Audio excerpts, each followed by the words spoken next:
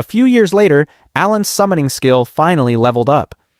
The moment he saw the notification, he was completely stunned. His magic had evolved far beyond what he expected. Not only had his summons grown stronger, but they had also advanced from G rank to F rank. On top of that, he unlocked a brand new enhancing ability, and even his fusion magic had become far more powerful. This is actually insane, he thought to himself. Now more than ever, he wanted to summon that dragon. The excitement burning inside him was impossible to ignore. Even his inventory capacity had increased from level 20 to 30. At this point, he knew he had to start experimenting. That night, Alan sat peacefully at the dinner table with his parents. Life looked normal on the outside, but a lot had changed. His mother, Thesia, was pregnant again. Another sibling was on the way. Because of that, Alan had started handling most of the housework. Being reincarnated into this world gave him a different perspective, and surprisingly, he didn't mind helping at all. Day by day, he was getting stronger. During dinner, Thesia smiled and said she had a feeling this time it would be a girl. She even asked Raiden if he had thought of a name. Meanwhile, Alan quietly opened his grimoire again, curious about his new abilities. But without thinking, he accidentally spoke the name of the world's god out loud. His parents immediately corrected him. You shouldn't casually say the name of God like that.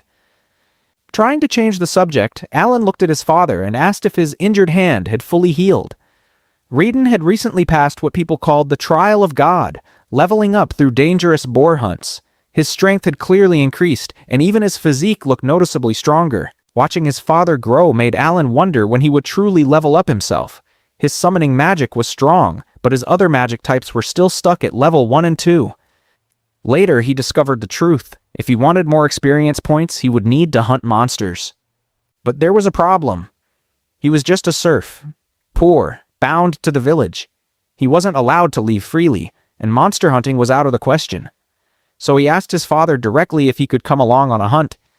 Raiden refused. "This isn't a game," he said firmly. That night, after everyone fell asleep, Alan opened his grimoire again. To his surprise, there was a message from the game developer. He had previously reported a glitch, and now there was a response. The glitch had been fixed, but that wasn't the only change. His stats had been massively enhanced. His mana points had reached S rank. His intelligence had also climbed to S rank. The rest of his attributes were now sitting comfortably between A and C ranks. And he had gained a new ability, enchanting. He could now buff his summons, increasing their power and performance. Eager to test it out, he summoned Danka. The moment Danka appeared, Alan checked the skill card. The stats were incredible. Danka was glowing, his abilities clearly boosted beyond their previous limits.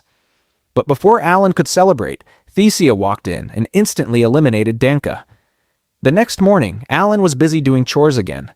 Even while working, he couldn't stop thinking about his magic attributes. Thesia reminded him to say goodbye to his father, who was heading out for another hunt. Once Raiden left, Alan went into the garden. His summoning magic had improved dramatically, but fusion magic? That was still a mystery. He had tried combining creatures many times before, yet never once created anything new. This time he decided it would be his final attempt. He fused 2 F-rank creatures together. Suddenly, the fusion worked. A new card appeared in his grimoire. The result was F-rank grass. Seriously? Grass? For a moment he felt disappointed, but when he checked the stats, his expression changed. The numbers were surprisingly high. Curious, he summoned it. What appeared looked less like grass and more like a glowing apple-shaped plant. "All right, I guess you need a name first. You look like an apple, so I'll call you Aroma." Aroma displayed its status window. Clearly it wasn't built for combat. "Use your ability," Alan ordered.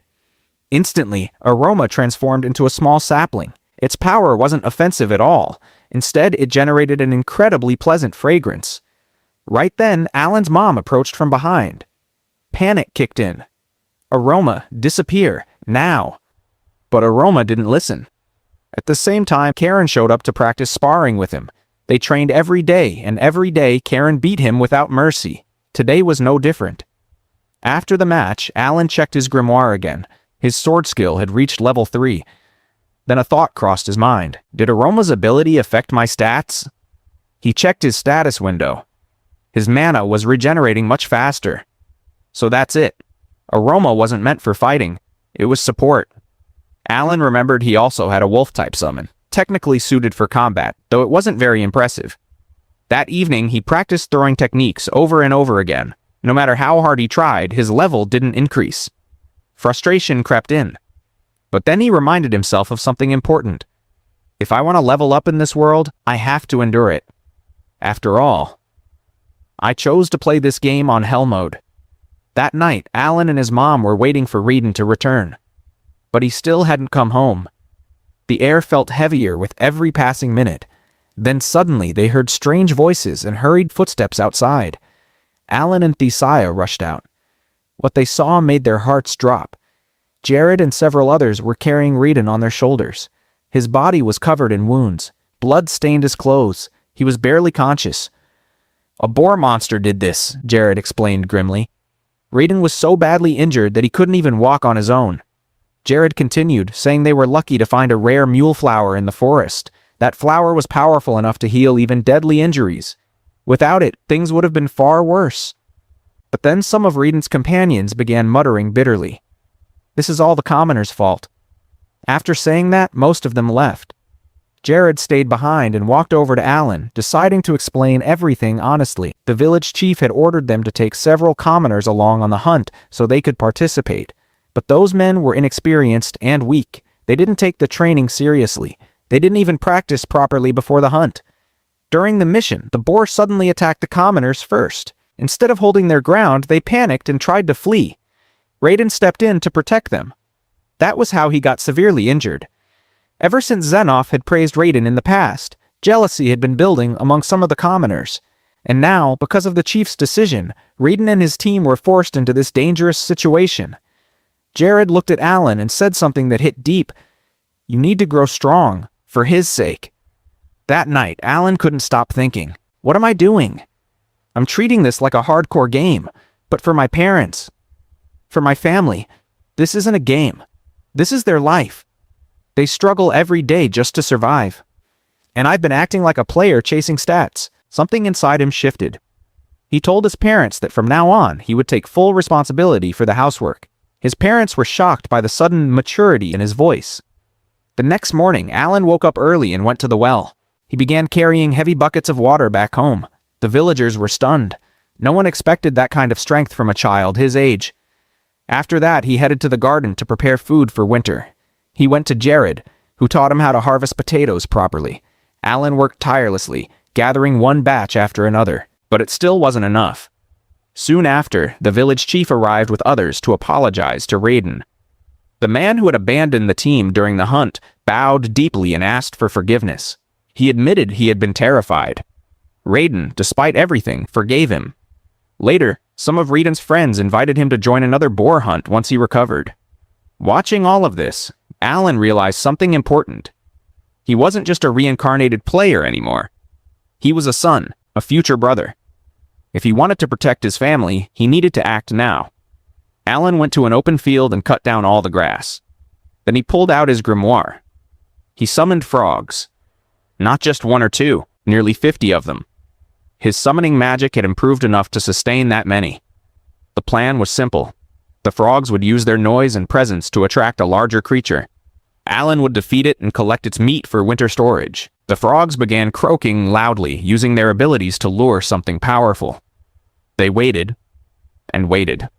Nothing came. Then, high in the sky, Alan spotted a shadow. A massive bird was circling above. His heart skipped. It descended rapidly. This wasn't just any creature. It was an albaheron, a B-rank monster. Alan couldn't believe something that strong had appeared near the village. The bird attacked instantly. One by one, it slaughtered the frogs. Alan checked his skills. They were enhanced. He felt stronger than before. He charged forward. But the albaheron swatted him away with a single strike, sending him crashing into the ground. He didn't give up. He summoned his wolves. But the bird was overwhelmingly powerful. It tore through them effortlessly. Every summon he called died. Alan's body weakened with each loss. That was the hidden drawback of being a summoner. When his summons fell, the backlash drained him too. The albaheron moved closer, preparing to finish him. Alan, battered and bleeding, stared up at the sky. Is this it? Is my hell mode journey going to end right here?